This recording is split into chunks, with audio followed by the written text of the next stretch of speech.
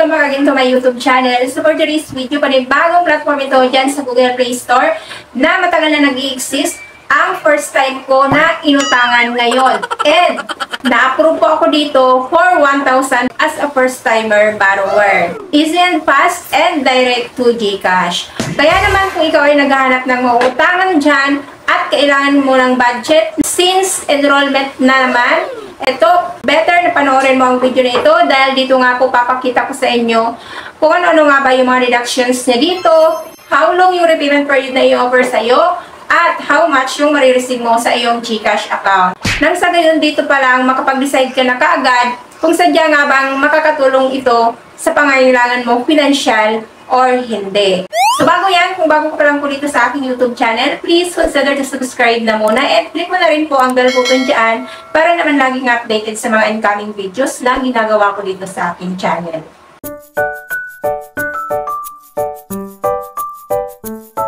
Disclaimer na muna, hindi po ako dito promoter at hindi rin po ako ahente ng platform na mababanggit ko sa video na ito. So it's up to you na po or decision nyo na po yan kung at the end of this video ay susubukan nyo pa rin po itong utangan or hindi.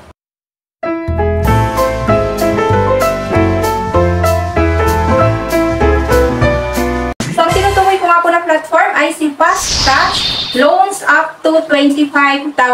So, under po siya na Fcash Global Lending Incorporated. So, ito po si Fcash Global Lending Incorporated is still nasa list of recorded online lending platform ng SEC. So, registered pa rin po siya, legit and registered platform. So, as of now, ako nag-rate na po siya dito ng 4.3 star and meron pong 27,000 reviews. And dito nga po mga lalabs ko, more on positive review dito kay Fast Cash. Ako din po yan doon po sa pagbabasa ko sa mga reviews ng mga nangutang or nanghiram na po dito ng pera. And most probably po is nagpapautang daw po talaga ito at mabilis ito mag-approve. So, para makapag-start na nga ako mag-apply dito, so install na po natin ito sa ating mga cellphone. And of course, kapag ikaw ay first-timer borrower dito, kailangan mo po mag-register using your cellphone number. Una nga po dito is kailangan mo na kaagad na i-verify ang iyong pong account isang valid ID. Dito nga po nagpapautang sila from 1,000 up to 25,000 pesos up to 125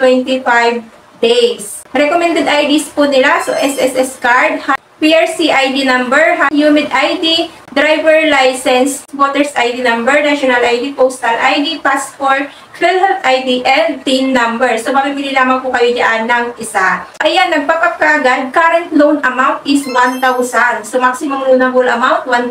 Repayment term, up to 125 days. So, click lang natin itong borrow now. So, dito pa nga lang tayo mag-fill up ng personal information. So, full name, last name, middle name, birthday, gender, education, marital status, religion, permanent and current address po ninyo. And next is employment information. So, job type, years of service in current company, monthly net income, company name, company address, dated address mo, and office telephone number. Next po is bank information. So, meron sila online transfer at cash pick up. Next po is contact information. So, dito nga po is apat po na contact person ang hinihingi dito ni Fast Cash. Full name, cellphone number, and then relationship. Napot nga po tayo dito for 1,000 pesos and long term nga po dito is 121 days yung binigay po niya. So details of loan tenor for first schedule, so limited time promo. Make payment for first schedule and get second schedule payment waived. So yun nga po si 1,000 nga po na na-approve dito sa atin is kailangan na po kaagad na ibalik after 7 days. So, 1 week mo nga lang po na magagamit yung na-approve ditong pera and kailangan mo po siyang ibalik sa halagang 1,046 after 1 week po yun. And second schedule payment is umabot lamang po ng 50 pesos, consumable naman po siya or before po ng 121 days ng repayment period. And issued amount or yung marireceive mo lamang po sa iyong account is 700 pesos. So, deductions niya, service fee, 300, and interest niya nga po daw is 95.20 pesos. And total payment amount, 1,046, disbursement bank, so GCash, and meron po silang note dito, attention, for late first schedule payment, the below fees will be applied. So, penalty fee nila on daily basis is 3.00%. So, medyo mataas. And late payment fee deducted one time is 5.00%. So, mataas din.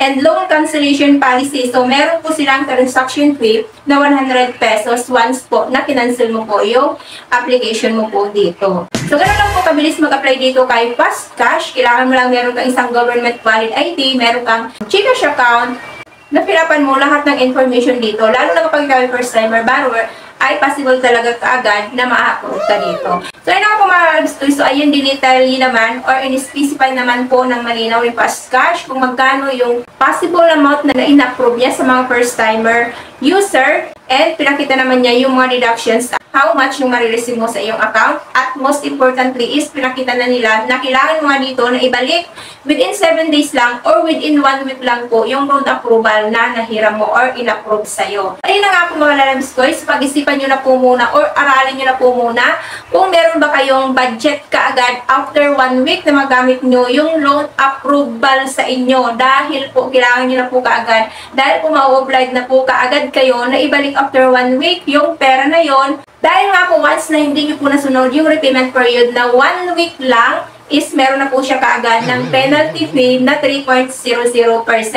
And meron pa sila dyan na penalty fee na one time lang din na ipapatong doon sa late repayment mo worth of 5.00%. So medyo malaki na po yun. So ito yung nga po yung sinasabi natin dito na kapag ikaw ay first timer borrower, mostly po talaga is for only 1 week mo lang na magagamit yung hinira mo na pera. Dahil dito nga po is in-evaluate ka pa or sinusubukan ka pa kung good payer ka ba or hindi. Dahil once naman po na naibayad mo po ng maaga or before ng 7 days yung hiniram mo, most probably naman is makakapag-repeat loan ka naman ulit dito. And may possibility pa po yan na maaari pong mag-increase po yung inyo pong credit line or credit limit dito. So, possible na madagdagan pa po yung approval amount nila kapag ikaw ay good payer dito at may babalik mo po ng mas maaga pa yung first loan mo dito sa kanila. Kaya na po mga lalabs ko. So, sana po nakatulong itong video na ito. Nabigyan kayo ng idea at nabigyan din po kayo ng